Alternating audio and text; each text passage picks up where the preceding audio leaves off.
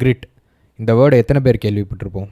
But என்ன அப்படின்னா, இந்த ஒரு வேர்டு இருந்தால் போதும், நம்ம கோல் எவ்வளோ டஃப்பாக இருந்தாலும் பரவாயில்ல, நம்மளால் கண்டிப்பாக அதை அச்சீவ் பண்ண முடியும். டாப்பான பொசிஷனில் இருக்கக்கூடிய எல்லா பவர்ஃபுல் பீப்புளும் பார்த்தீங்கன்னா, நிறைய பேருக்கு நிறைய ஆடட் அட்வான்டேஜஸ் இருக்கும். தி வந்து ரொம்ப இன்ஃப்ளூயன்ஸில் இருப்பாங்க, நல்லா ஸ்கில்டாக இருப்பாங்க, நிறைய ஐக்யூ சூப்பராக இருக்கும். பட் இந்த ஒரு சில ப்ரொப்போர்ஷன்லாம் பார்த்தீங்கன்னா ரொம்ப கம்மி தான். நம்மளே பார்த்துருப்போம், என்னடா இவர் வந்துட்டு ஆள் பார்க்க ஒன்றும் பயங்கரமான ஒரு இன்ஃப்ளூயன்ஷியல் பர்சனாலிட்டி மாதிரி இல்லை, ரொம்ப ஸ்மார்ட்டான பர்சனும் இல்லை, எப்படி ஹி மேட் இட் அப்படிங்கிற கொஸ்டின் நிறைய டைம் நம்மளே யோசிச்சிருப்போம்.